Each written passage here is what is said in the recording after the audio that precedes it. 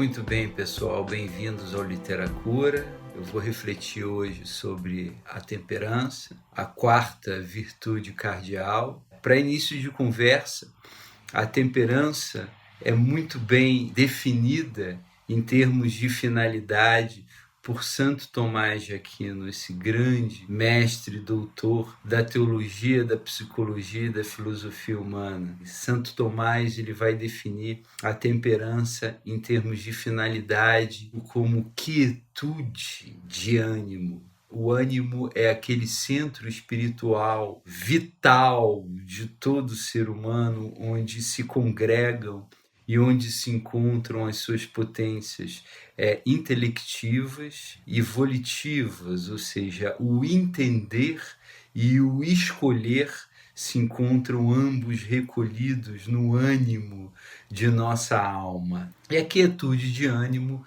e tem a ver com ordenamento interior, com pacificação das minhas energias e das minhas potências internas. E o que é importante nós começarmos a pensar acerca da temperança é levarmos em consideração que um sujeito temperado é um sujeito que soube desenvolver um sabor humano equilibrado, irradia um equilíbrio em seu comportamento, em todas as coisas que faz. Ele vive dentro de uma boa temperatura psicológica. Aquele que adquiriu a temperança, ele tem autogovernabilidade e é capaz de decidir com assertividade o próprio fluxo, o desenvolvimento da sua experiência. Agora, é importante nós pensarmos aqui que essa autoconservação do homem, que vem da sua quietude de ânimo, tem muito a ver com as livres escolhas que o sujeito faz em relação aos seus movimentos internos. Um homem temperado é aquele homem que sabe prover em suas escolhas e definir em suas escolhas qual é o maior grau de assertividade em relação aos movimentos da sua alma. Tudo aquilo que leva o homem para a autoconservação pode se desequilibrar nele. Isso é, as forças de conservação, e tanto individual como coletiva, nascem daquelas instâncias prazerosas da nossa condição humana, da nossa condição entitativa, do nosso ser, do nosso ente. Em primeiro lugar, a gente vai ver que nós precisamos, para nos autoconservar a nível individual, nos alimentar. Essa experiência do comer e do beber, ela não é apenas uma necessidade, mas ela é também, fundamentalmente, um prazer.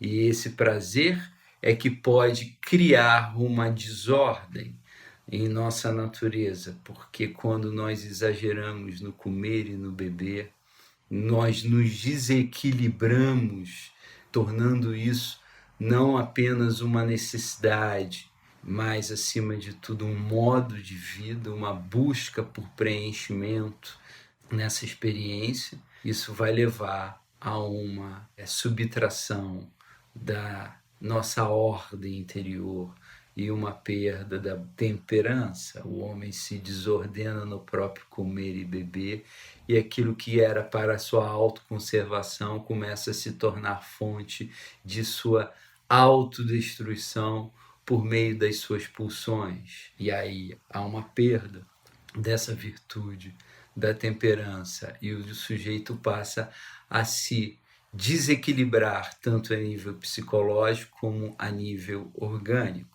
A gente vai ver isso também na mesma perspectiva no que diz respeito à coletividade humana, porque o instinto de conservação da humanidade é o instinto sexual, assim como o instinto de conservação da individualidade humana é o comer e o beber, que pode descambar na gula, que é esse desequilíbrio desordenado dentro de uma necessidade básica de autoconservação.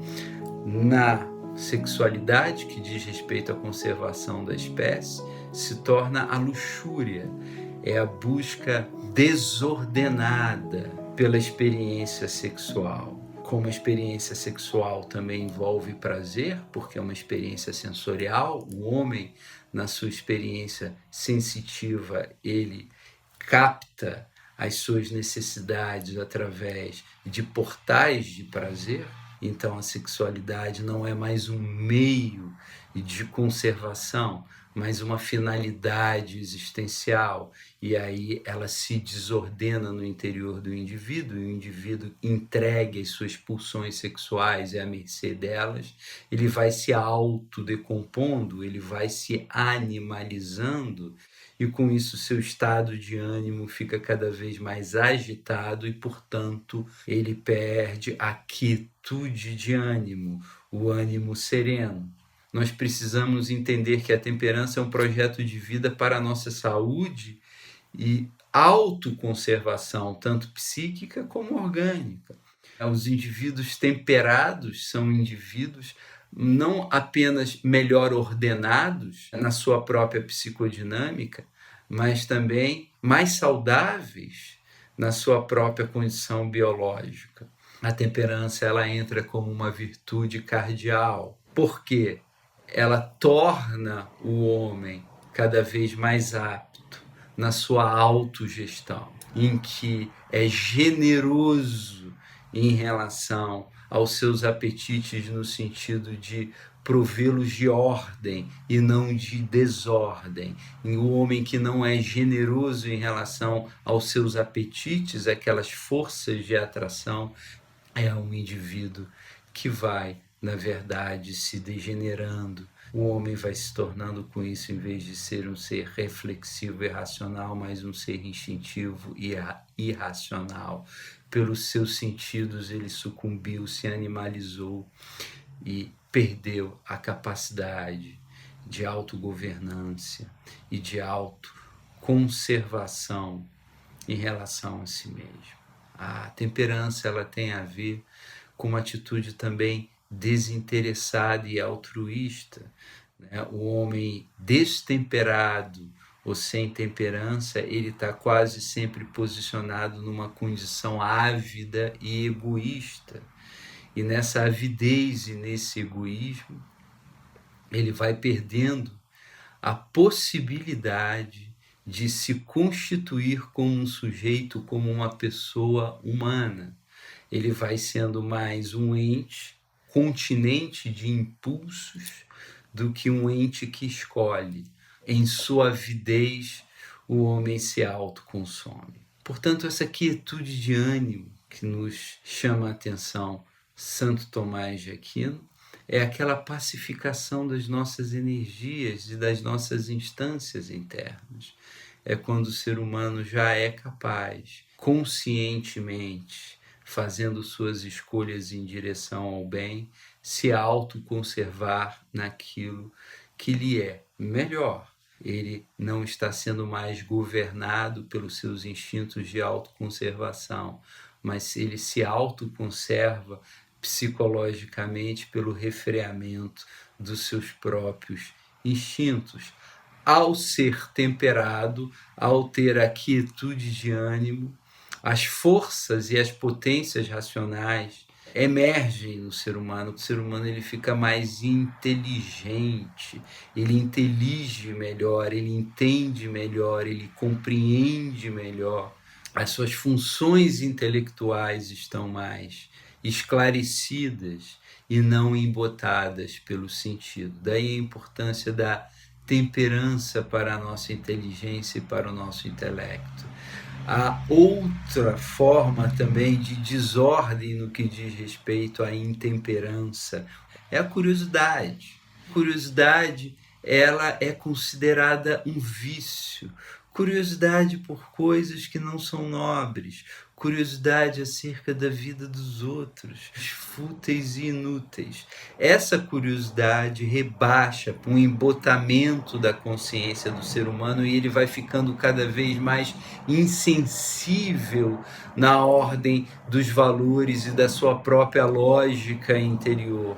E aquilo que pode ser colocado em contraste com a curiosidade ou em contraposição a ela e que é considerada uma virtude e não um vício é o estudo.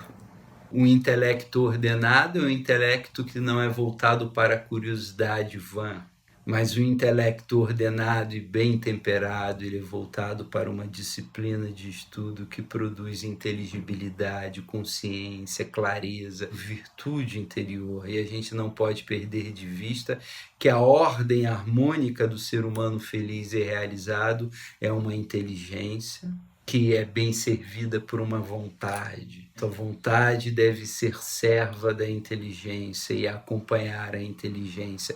Um entendimento elevado, maduro, esclarecido, ele aquece a vontade em direção àquilo que é inteligido, aquilo que é compreendido. A curiosidade é uma perda de tempo, é uma intemperança no conhecer, ao passo que o conhecimento efetivo, o entendimento profundo das coisas e o alcance dos valores da vida pelo intelecto, isso sim vai edificar no homem um bom ânimo, um equilíbrio e um ordenamento e uma harmonia das suas potências anímicas interiores.